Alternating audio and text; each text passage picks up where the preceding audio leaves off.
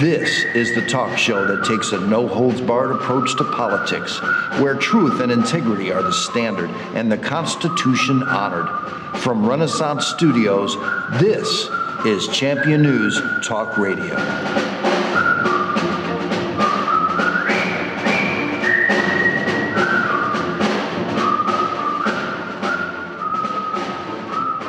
Good morning and welcome to another great edition of Champion News Talk Radio, brought to you by championnews.net, your choice for the conservative voice.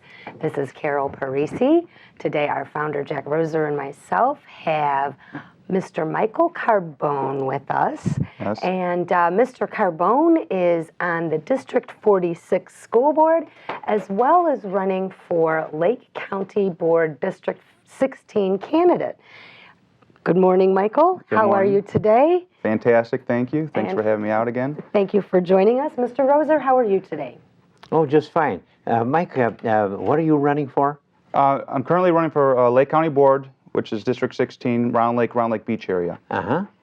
And it's been a good, eventful run. I just got over the primary, obviously March 20th. Did fantastic there. Had the largest vote total, or by percentage in the entire county at 72%.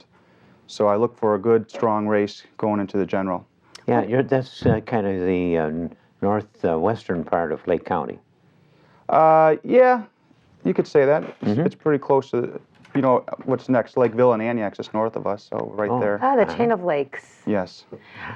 Mr. Carbone, what does a county board member do? Oh boy, good question. There's a lot. I mean, I feel the county board, what I see and envision the county board position, it's a commissioner of, it's a dual role. You have a role to the unincorporated areas of Lake County. You also have a role to your Pacific district, which mine would be Round Lake Beach. So you would work on, if you can get projects or help with projects, get funding. You work with the local taxing body. Also, you broker, I feel, as well with state legislation. That's how I envision the role.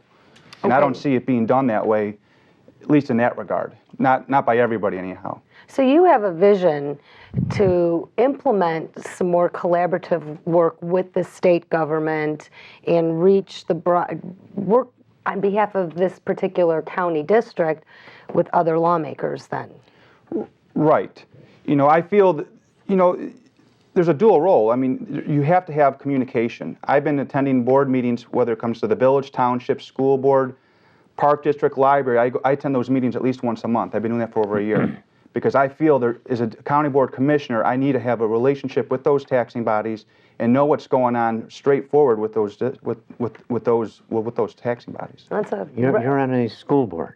Also, And I'm on a school board as well, so that takes up a lot of my time. Mike, the one thing that puzzles me, I've been involved a lot in politics for a long time, and I'm a book reader. I hid under the covers. My mother told me I had to stop reading, and I'd take a flashlight. She said, "You'll ruin your eyes." It didn't happen, but I love books, and I patrolled libraries when I was a kid.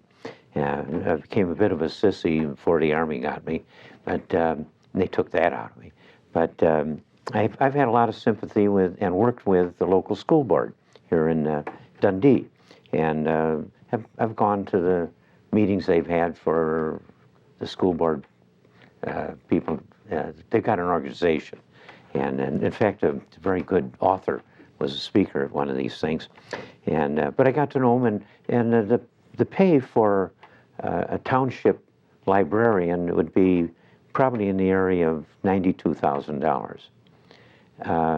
The pay for a school librarian would be in the neighborhood of 150 or 60. I think the job is a lot tougher for somebody at a township level. They have to run the whole crew of all kinds of people. They run the building, and it's a full-time job. It involves nights. It involves all kinds of things. It's tougher than being a school librarian. What's the reason that the salaries are so different? That's a good question. I mean, you look at, I couldn't answer why the salaries are different. I don't know what happened there, but something along the lines, I would say in the last 20 years, something has tragically happened in that regard to at least this state of Illinois. You make a good point. You look at a director of a library who's probably running 20, 30 employees at least, if not more. Yeah. Putting a lot, probably I would say almost 70 to 80% more in hours of time. And that's time away from their family. And then you compare yourself to a librarian in a school. To be honest with you, I never thought of it, but it makes sense. How is it they make more if it's the same type of position, but the one position declares more work? Yeah. Interesting. It's a very interesting. I couldn't answer. I don't know why. Yeah. There probably should be professional searching to see what government jobs pay compared to people. There's a lot. I'm in business, and we can compare all of our salaries. There's statistics for everything from the guy that scrubs the floor up to the president, and it varies according to position and industry and place. The statistics are there. Anybody in business can find out if they're paying less or more than the average for it. But a disparity like that shows that somebody isn't making a comparison in the administration of it. Yeah. And I've had a lot to do with looking at the administration of school districts, and I think the administrators of it are not doing their job. Yeah. And I'd agree with that. I think there's an issue with our school system, our public education system with administration. I think it's too top-heavy. There's folks there that don't understand the principles of management, practices of business, hands-on. Those are huge and critical when you run a business or any type of entity. And Michael, for our listeners' benefit, Mr. Carbone is a small businessman. Mm-hmm. So you come from a private sector background. You're serving on a school board, and you are looking to serve for a county board. Mm-hmm. And some of your things kind of go along with what Mr. Roser's saying is transparency. That's a big part of your platform, is transparency, to understand possibly why a township librarian is making substantially less for a much bigger work burden than a school librarian.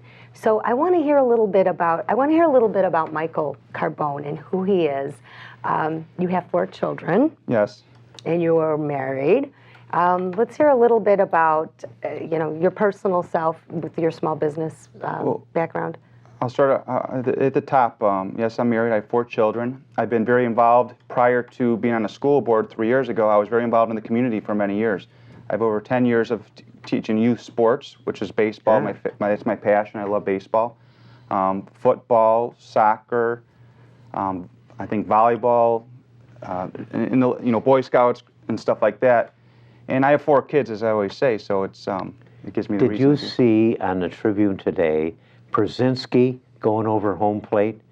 Yes. Mm-hmm. I didn't see the paper, but I watched the game when it was 19-2. There's a picture where the ball is flying off, and Brzezinski is coming in, and he rode down that, he's a catcher on the Sox, mm-hmm. and he collided with the catcher on whatever the team was, and the ball went flying, and so did the other defensive catcher. Brzezinski is a load. I really like him as a catcher. Yes. Are you a Cubs fan, Jack, or a Sox fan? Neither. I like the Cubs. I go with the losers with sympathy. You're a Chicago fan, Chicago sports fan. That's what I am. I like Brzezinski because my son Tom runs auto engineering, and our successful homegrown company here of about 600 employees. But he talks to people, and he says, you don't just try. He says, the word triumph is made of try and oomph. Oh! And I think that Brzezinski riding over this other guy, that is triumph. Oomph. Yeah. That oomph. And it wasn't the first time from him either. He's done that a few times. Oh, yeah. So you've done coaching. He's a load. Yes, I've coached many years. I just went back to coaching this year. I coached softball for my one daughter and their team. I was an assistant this year, but it was fantastic. I enjoyed it because I missed it. It's been a couple years since haven't been coaching because I've been so busy with the school board.